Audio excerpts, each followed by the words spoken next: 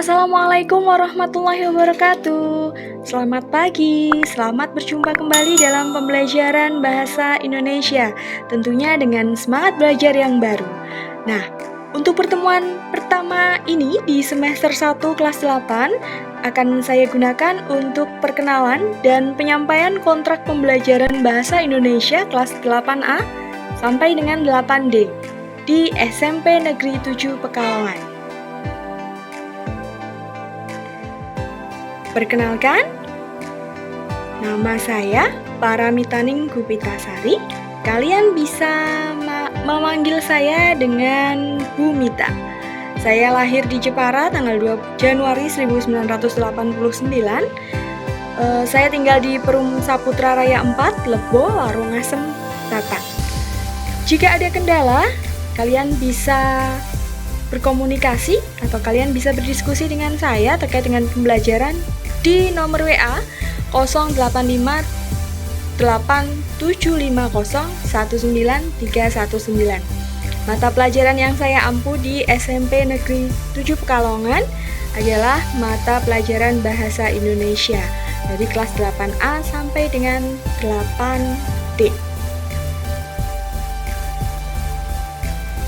Kemudian kontrak pembelajaran, kalian tahu kontrak pembelajaran itu apa? Kontrak pembelajaran adalah kesepakatan antara guru dan peserta didik dalam proses pembelajaran. Tujuannya agar proses pembelajaran berlangsung kondusif dan nyaman, baik untuk guru maupun untuk siswa. Nah, sebelum kita ke kesepakatan atau aturan yang harus dilakukan, baik oleh saya maupun oleh kalian, terlebih dahulu akan saya jelaskan kompetensi dasar yang harus kalian capai di kelas 8 semester 1 ini.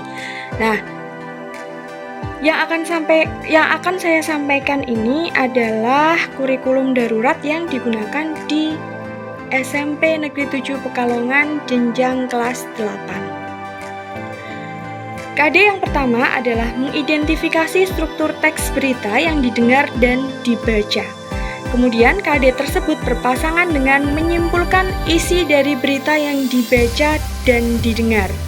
Kemudian pasangan KD yang kedua adalah menelaah menelaah struktur dan kebahasaan teks berita yang didengar dan dibaca. Kemudian menyajikan data informasi dalam bentuk berita secara lisan dan tulis dengan memperhatikan struktur kebahasaan ataupun aspek lisan yang meliputi lafaz, intonasi, mimik, dan kinesik. Kemudian pasangan KD yang ketiga adalah mengidentifikasi informasi teks iklan, slogan, atau poster dari berbagai sumber yang dibaca dan didengar. Kemudian menyimpulkan isi iklan, slogan, atau poster dari berbagai sumber. Nah, pasangan KD yang terakhir adalah menelaah pola penyajian dan kebahasaan teks iklan, slogan, atau poster dari berbagai sumber yang dibaca maupun didengar. Kemudian yang terakhir, menyajikan gagasan pesan ajakan dalam bentuk teks iklan, slogan, atau poster secara lisan dan tulis. Nah, KD-KD tersebut akan tertuang dalam 2 bab materi. Materi yang pertama adalah teks berita. Yang akan kita pelajari nanti adalah pengertian berita, unsur-unsurnya, jenis berita, kemudian struktur teks berita, kaidah kebahasaan, dan yang terakhir langkah-langkah menyusun teks berita agar kalian bisa menyusun teks berita sekaligus membacakannya dengan baik dan benar. Kemudian, materi yang kedua adalah teks iklan, slogan, dan poster. Meliputi pengertian, unsur, pola penyajian, struktur, kaidah kebahasaan, dan langkah-langkah menyusun teks iklan, slogan, ataupun poster. Nah, untuk pelaksanaan ulangan harian pertama nanti setelah materi 1 selesai, ulangan harian kedua setelah materi 2 selesai. Kemudian PAT akan dilaksanakan setelah semua materi selesai kita bahas. Untuk kriteria penilaian, ulangan harian, penilaian tengah semester, penilaian akhir semester digunakan untuk nilai pengetahuan, kemudian teks unjuk kerja menyusun dan membacakan teks berita, serta teks iklan, slogan, poster digunakan untuk memperoleh nilai keterampilan. Jadi nanti ada dua nilai, nilai pengetahuan dan nilai keterampilan. Kemudian ada keaktifan dan kehadiran dalam pembelajaran digunakan sebagai tambahan nilai, maka aktif-aktiflah kalian. Selanjutnya ada aturan pembelajaran. Nah, aturan pembelajaran ini dibagi menjadi dua, yaitu kewajiban siswa dan kewajiban guru. Kita bahas kewajiban siswa. Nah, ini poin 1-4 nanti digunakan ketika kita mengadakan pertemuan melalui Google Meet atau Zoom. Nah, nanti kita juga akan melakukan pertemuan di classroom dan mungkin lebih dominan yang di classroom. Kita hanya beberapa kali saja nanti di Google Meet. Nah, untuk di Google Meet nanti kalian harus masuk ruangan virtual Google Meet atau Zoom 5 menit sebelum waktu belajar dimulai. Kemudian dispensasi waktu hanya 10 menit setelah pembelajaran dimulai.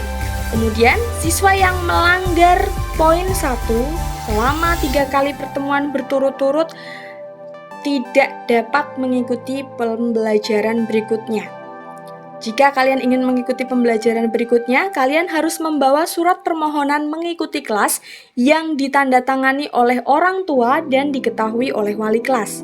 Kemudian yang ketiga, siswa harus berseragam rapi dan sopan sesuai ketentuan umum dari sekolah. Yang keempat, siswa dilarang memainkan handphone, laptop, dan alat elektronik lainnya selama pelajaran berlangsung. Nah, kewajiban 1-4 itu terjadi jika harus kalian patuhi jika pembelajaran menggunakan Google Meet. Jika menggunakan Google Classroom, dispensasi pengisian presensi 15 menit setelah pembelajaran dimulai. Kemudian, siswa harus bersikap sopan dan santun dalam pembelajaran daring. Jadi selama daring berlangsung, kalian harus bersikap sopan dan santun. Yang ketujuh, kehadiran minimal 80% dari hari efektif. Kedelapan, mengumpulkan tugas tepat waktu. Jika tepat waktu, maka mendapatkan nilai tugas 100. Tapi dengan syarat, harus dikerjakan dengan sungguh-sungguh dan benar. Jika terlambat, maka nilainya berkurang 10 poin tiap harinya. Bayangkan, jika kalian sudah pula terlambat mengumpulkan tugas, kemudian mengerjakannya pun asal-asalan, tidak benar, kurang benar, maka kalian sudah bisa menghitung berapa nilai yang akan kalian peroleh. Kemudian yang terakhir, siswa harus menaati dan melaksanakan kontrak belajar yang telah dibuat dan disepakati oleh guru dan siswa. Kewajiban guru, yang pertama, guru harus mengecek kehadiran siswa setiap kali masuk kelas. Yang kedua, guru memberikan pelajaran sesuai dengan jadwal. Jika ada perubahan jadwal pelajaran, maka harus berdasarkan persetujuan semua peserta didik dengan mengambil suara terbanyak. Kemudian, guru memberikan penilaian akhir kepada peserta didik dengan ketentuan sebagai berikut. Tugas-tugas 30%, ulangan harian 30%, penilaian tengah semester 20% dan penilaian akhir tahun atau penilaian akhir semesternya 20% juga. Nah, apabila guru tidak bisa hadir selama 3 kali berturut-turut tanpa ada keterangan, siswa dapat melaporkannya kepada wali kelas dan kepala sekolah oleh perwakilan siswa. Nah, itu tadi sedikit perkenalan, kemudian kontrak pembelajaran bahasa Indonesia kelas 8 untuk kelas 8A sampai kelas 8D pada semester 1. Terima kasih sudah mengikuti dengan baik. Terima kasih sudah memperhatikan. penjelasan dari saya. Sampai jumpa pada pembelajaran yang akan datang. Tetap sehat, tetap semangat. Selamat siang. Wassalamualaikum warahmatullahi wabarakatuh.